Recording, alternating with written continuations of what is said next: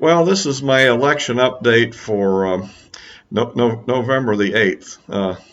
Uh, okay, as of yesterday, you've seen all the mass media has pretty much declared Joe Biden the winner.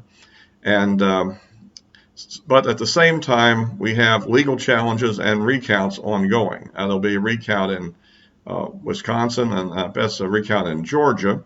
And the vote is still being counted in Arizona, and it's still trending with Biden ahead, but Trump is rapidly closing the gap. So there's a clear possibility of an outright win for Trump in Arizona with normal processes going on. On the other hand, I think the other issue, the Trump team is claiming substantial election fraud, and it seems like maybe we're starting to see the beginnings of evidence of this. This is from a legal point of view, let's put it this way, is a tough case because we're dealing with a lot of people basically suppressing the evidence, and we have a mass media that's complicit in the process. And so that's kind of where we are. But I understand now that some statisticians using techniques that are used by the State Department in evaluating foreign elections for fraud have shown that, for instance, the Wisconsin case looks to have flagged at a very high confidence level. I think maybe up to 5 sigma that was indicators of fraud in Wisconsin. That the level of vote for Biden in certain Democrat strongholds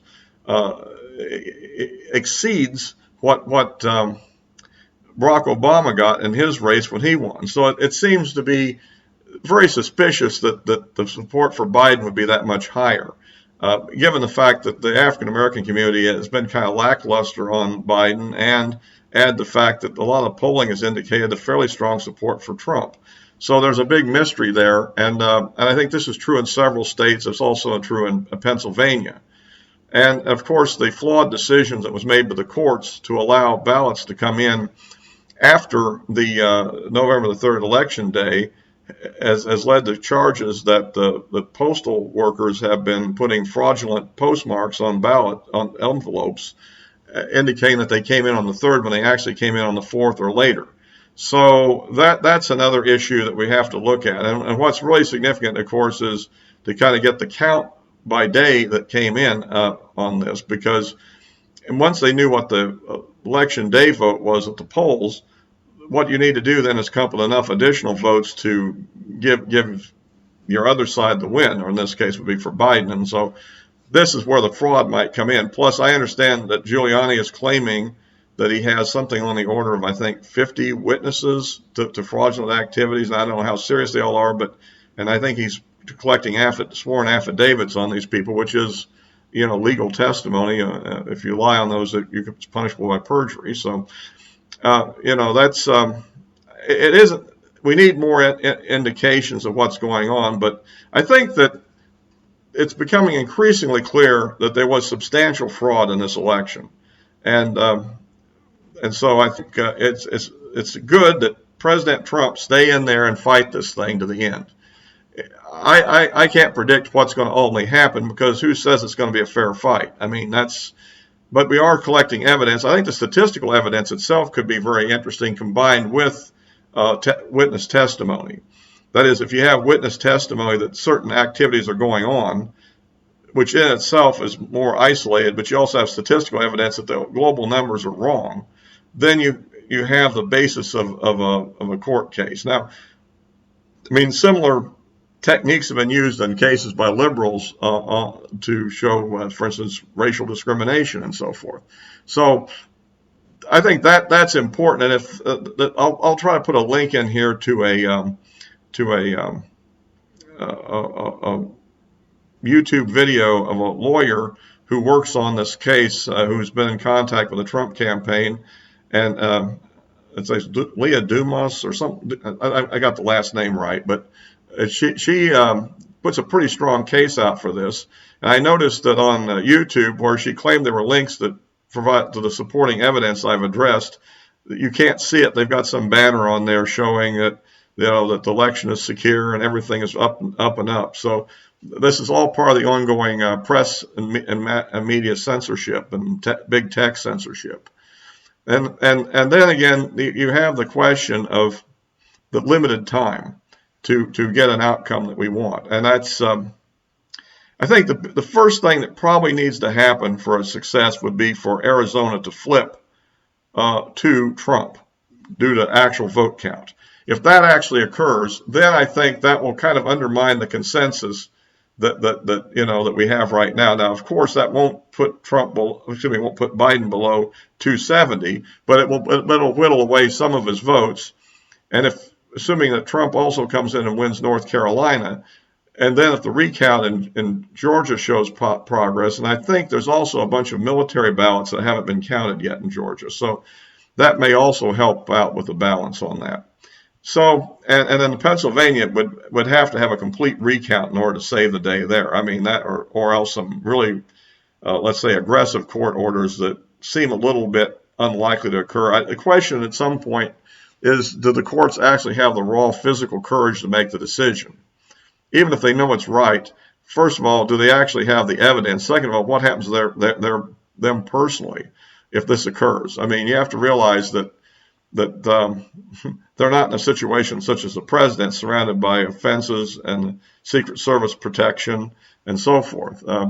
Very capable people. I mean, they're kind of, at best, maybe could be assigned a federal marshal or two to guard them. I mean, that's not quite the same level.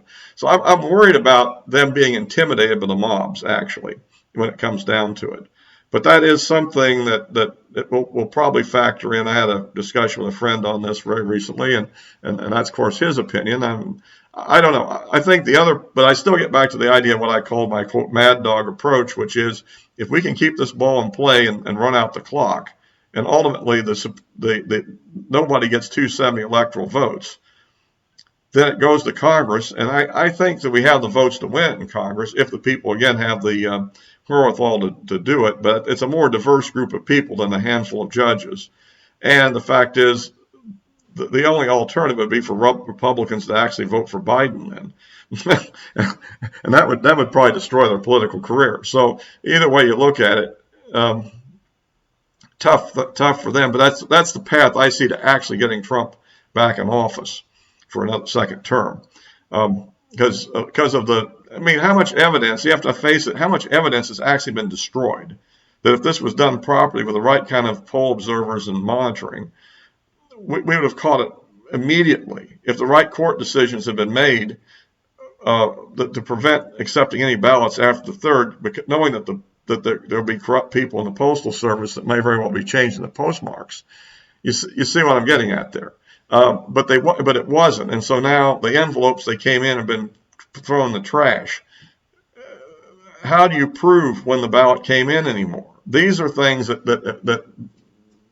kind of makes it challenging. And that's why I go to the mad dog option as the only path I really see to ultimate success. And if the courts say, okay, President Trump, you haven't proven your case, and we're going to stop this thing right now and let the state certifications go forward, then you're probably going to get a Pennsylvania certification for Biden, whether you like it or not. And I believe that would probably be enough to throw it to him right there, assuming he gets Arizona. And I think even if he loses Arizona, if he also gets Nevada, I think that would be enough. And that's the risk we face. And so, and I don't think the appellate court above Pennsylvania is very favorable to us either, by the way. So just a cute, yeah.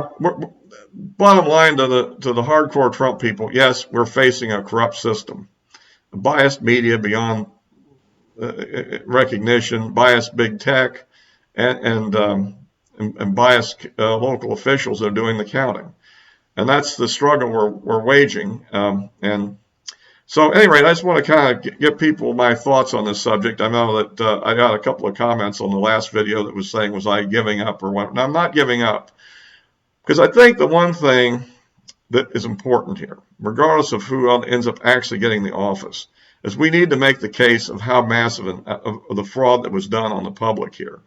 Because if that isn't done, it'll be done every election after this. And that's why we need to really fight this thing to the finish, regardless of the outcome. because I think that in itself will create facts that are important for the future. The second thing, of course, that's absolutely important is those 2 Senate races in Georgia.